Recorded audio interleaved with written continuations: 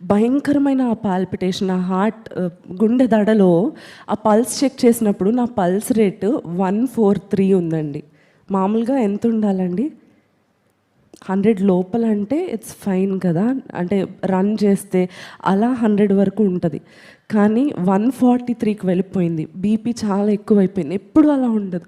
చాలా ఎక్కువ బీపీ చూపించి పల్స్ రేట్ ఎక్కువ చూపించేసరికి ఆ 143 అని మమ్మీ ఇలా చదవగానే నాకు మరలా దేవుడు నాకు ఐ లవ్ యూ అని చెప్తున్నాడని నాకు అనిపించింది. హల్లెలూయా, హల్లెలూయా, దేవునికి మహిమ కలుగును గాక.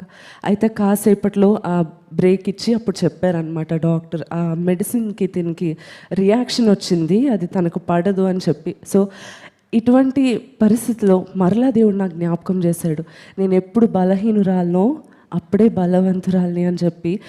ఆ పరిస్థితిలో కూడా దేవుడు నన్ను నేను అడుగుతున్నాను, ఇంక వదిలేసావు కదా ప్రభా, ఇంకా అయిపోయింది కదా. ఎన్ని రకాల ఆలోచనలు వస్తాయి కదండి అంత భయములో. అయితే ఇటువంటి పరిస్థితిలో ఐ లవ్ యూ అని మరలా దేవుడు నాకు చెప్పాడు. నేను నిన్ను ప్రేమిస్తున్నాను, నేను నిన్ను ద్వేషించినందుకు కాదు ఇది అనుమతించింది. ఏలియా జీవితంలో చూడండి, ఒక బ్రేక్ వచ్చింది అతని లైఫ్లో.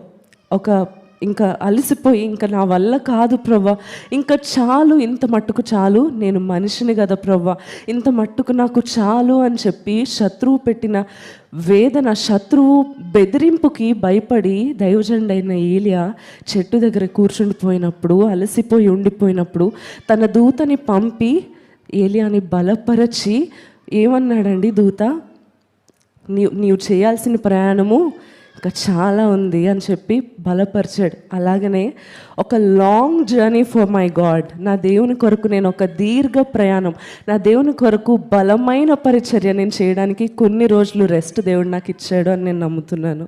హల్లెలూయా. ఈ సమయంలో మరి నా కొరకు ప్రార్థించిన మరి అందరి కొరకు అందరికీ నేను కృతజ్ఞతలు చెల్లిస్తున్నానండి. మరి ముఖ్యంగా నా దేవునికి ఎంతో